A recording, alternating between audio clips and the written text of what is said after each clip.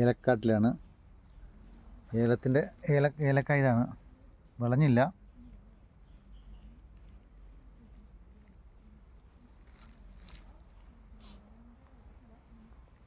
പഴുത്ത കായകൾ ഓരോന്ന് കുത്തിയിരുന്ന് പറിക്കേണ്ടി വരും.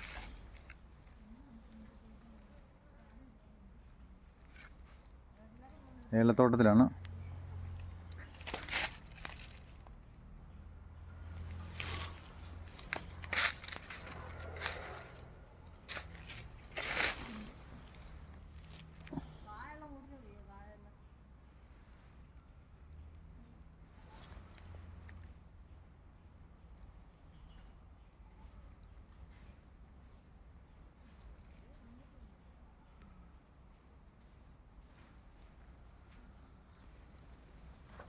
കാ വിളഞ്ഞ് വരുന്നേ ഉള്ളൂ.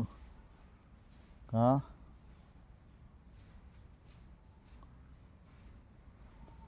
ആഴ്ചയിൽ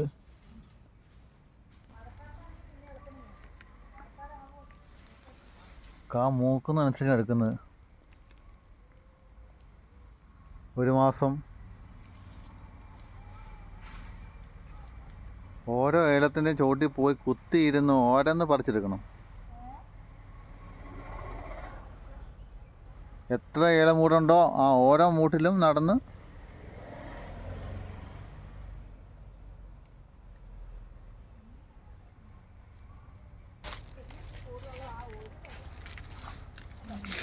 നല്ല ഉണക്ക് തട്ടിയ രസം. ഇലയെല്ലാം ഒത്തിരി പോകുന്നുണ്ട്. വലിയ മൂടാണെങ്കിലും അതിൻ്റെ മരുന്നും ഫലങ്ങളും ചെയ്തില്ലെങ്കിൽ കാ പിടിക്കത്തുമില്ല. വെള്ളത്തിന് ക്ഷാമമുണ്ട്. അതിൻ്റെ തണ്ടുകൾ ഉണങ്ങിയും പോവും. രണ്ടെണ്ണം അവിടെ നിൽപ്പുണ്ട് കേട്ടോ.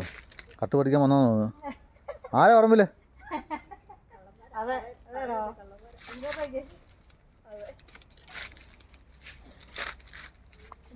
വെള്ളത്തിൻ്റെ ക്ഷാമം കാരണമാണ് എല്ലാത്തിൻ്റെ ഇലകളെല്ലാം ഉണങ്ങി.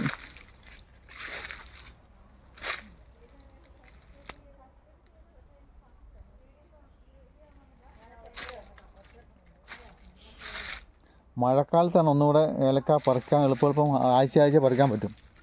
ഇതിപ്പോൾ ഏലത്തിൻ്റെ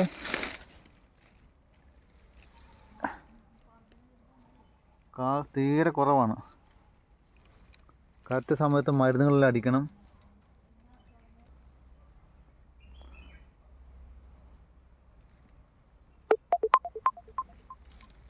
ഏലക്കാടുകൾ ആ പാട്ട് പാടുന്നല്ലേ, ഏലമലക്കാടിനുള്ളിൽ ഒരു 4 മണിപ്പൂ വിരിഞ്ഞ്. തണുത്ത കാലാവസ്ഥയും ഉള്ള സ്ഥലങ്ങളിലാണ് ഏലം ഏറ്റവും നല്ലതായിട്ട് ഉണ്ടാകുന്നതും കായ്ഫലം കിട്ടുന്നതും. പിന്നെ അതിന് വേണ്ട നല്ലവിധ മരുന്നുകൾ അടിക്കണം.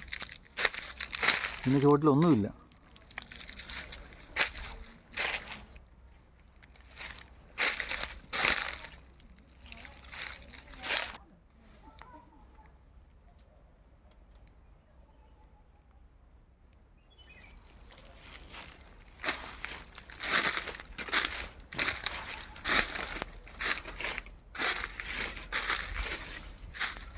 വെള്ളത്തിന് ക്ഷാമമാണ് ഏറ്റവും വലിയ മെയിൻ.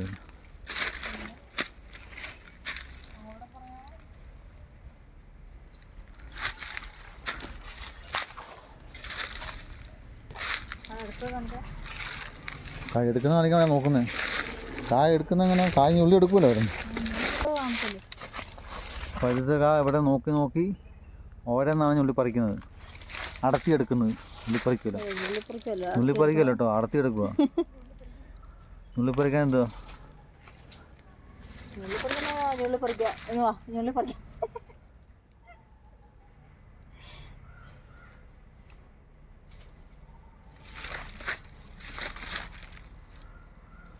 എൻ്റെ മൊബൈല് ഫുള്ളായി.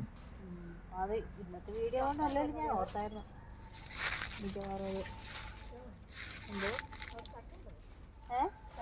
ചക്കയില്ല അവിടെ ഉണ്ടോ? അതെയോ? അവിടെ ചക്ക ഉണ്ടോ ചോദിച്ചാൽ കരോട്ടത്തെ